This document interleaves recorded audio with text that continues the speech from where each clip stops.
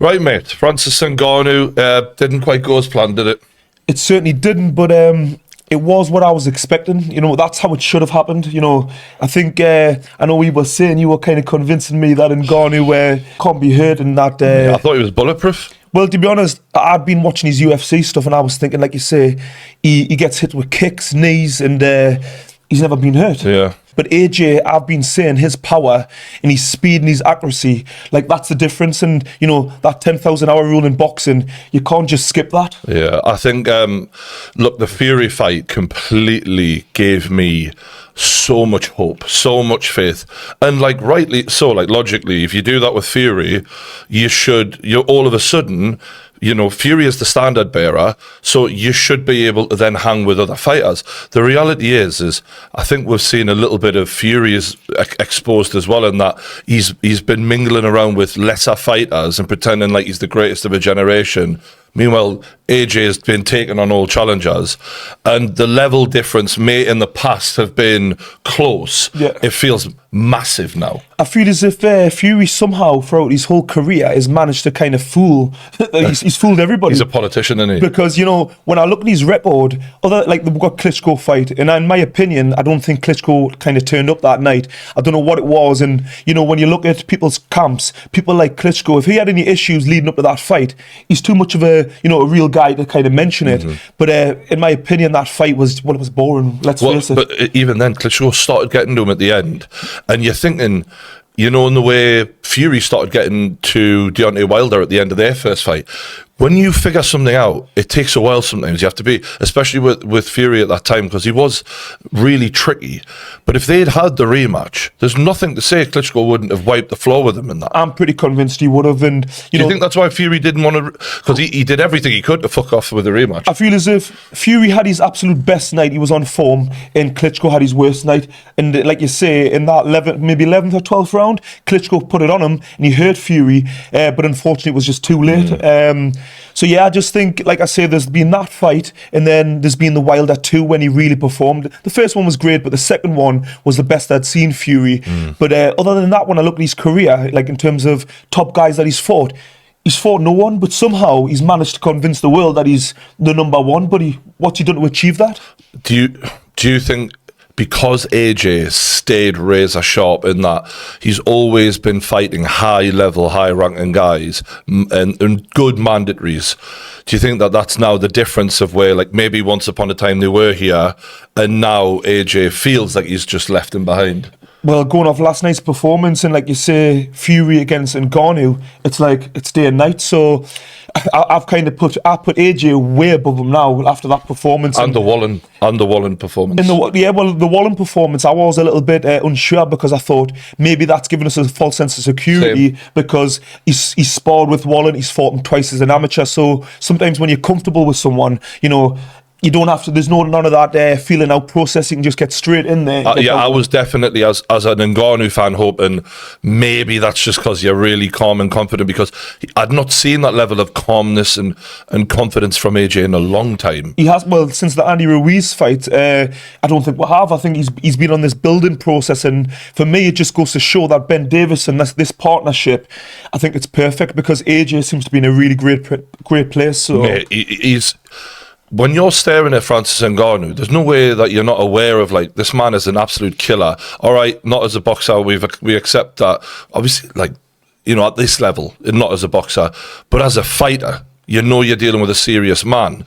And I'd never, ever detected much of anything from AJ. He had a real good balance of, self-belief, but respect, not overlooking the guy. Yeah. He just seemed, and look, we're giving Ben Davidson credit, but I also want to give AJ credit, right? Because from throwing the belts out the ring and seemingly in quite a low place mentally, he's rebuilt. And when we're looking at AJ as an overall athlete, a fighter from his entire career, he's had so many advantages, physical advantages that you've seen from day one on Team GB.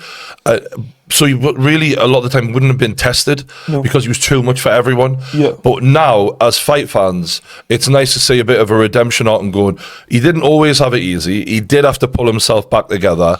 And now now we look at you not just as like a great athlete, but now a real fighter. Like, we're like, all right, he came back stronger there. Oh, absolutely. He's been on an absolute journey. And since he won the Olympics in 2012, in my opinion, he's carried boxing, not just British boxing, world boxing, because if you look at boxing before him and after him, it's, boxing's in a great place. And unfortunately, when you reach the top, people are always looking to knock you down, and unfortunately, that's what's happened to him. So he's had to go on he's been on an emotional journey where he's been put down. He's had to find himself, and it's a big thing to try to deal with, really, because you're on top of the world, and all of a sudden, everyone kind of half hates you. I know the feeling. and, and if you look at like Tyson Fury, has been getting all the credit, and they've kind of been saying, "Oh, Fury's the number one," and Joshua's like, he's nowhere near as good as Tyson Fury. And looking off last night's performance, and AJ's always said everyone who Fury's fought, the mutual opponents, he's knocked them out when Fury's, Do you know what this is?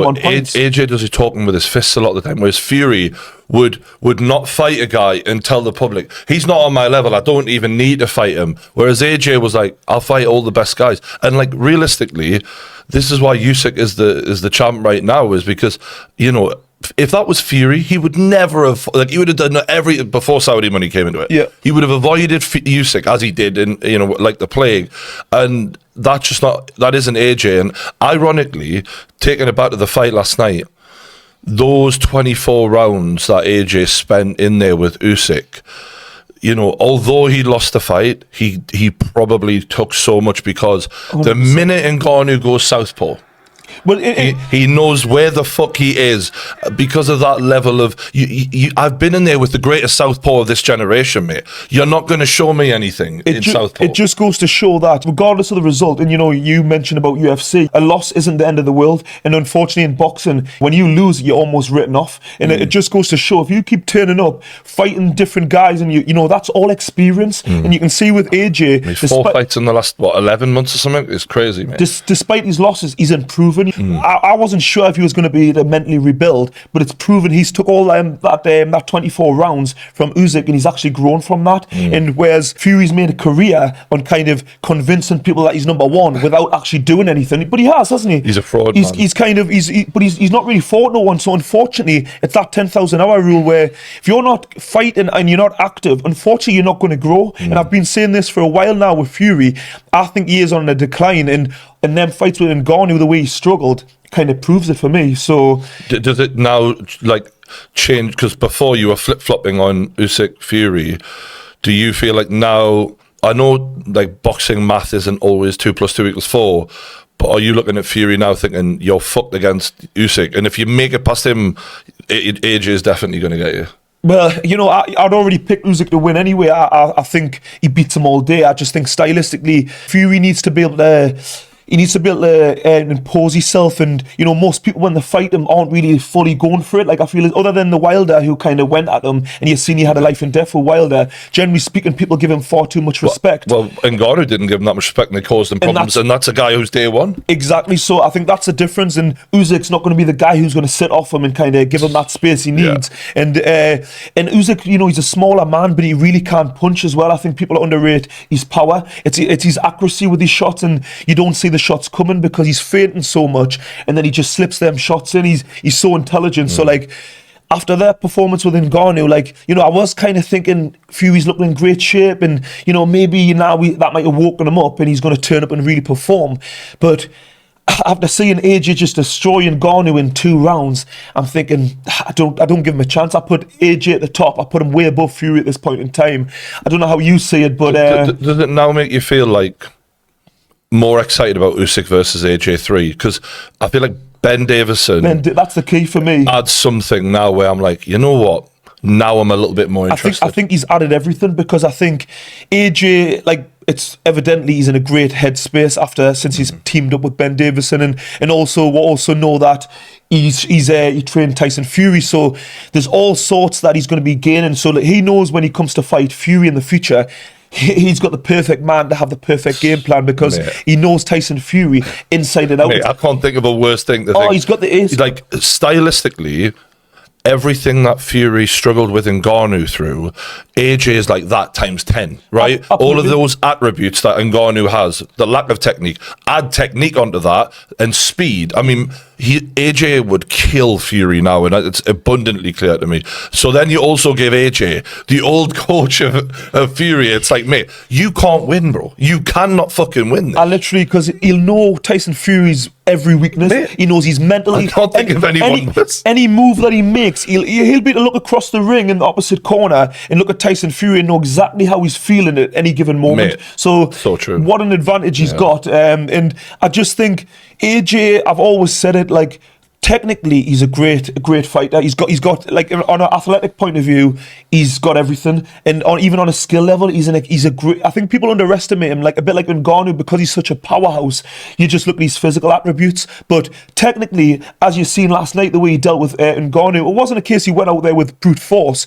It was a perfectly timed pull counter. You know what I mean? Everything he done, and I think this is what Ben Davidson's done. He's got that cool head again, but like he's got that perfect balance of skill, but also, you know, bad intentions. Cool assassin. Absolute cool criminal. Yeah. So I think it's just a great partnership. For the first time in quite a long time, I'm really excited about where AJ is right now. But you see it with Klitschko, you know, Klitschko went through a stage where he got stopped and he got beat a few times, and he wasn't really he kind of went downhill, and all of a sudden he went on this rebuild process, and look at him, he ruled heavyweight boxing for a long time. Good 10 year, wasn't it? Until Tyson Fury beat him, and, you know, then AJ beat him. But Klitschko was getting on at this stage. He was at the back end of his career, whereas AJ is still really in his prime as a heavyweight. So I think he's the number one, and I think if he does fight Usyk next, I think with Ben Davidson in his corner, I think he beats him the third time round. Fucking hell, mate. Honestly, I really do. Like, going off, I know, you know, I've got that emotional attachment to AJ, so I may be getting carried away.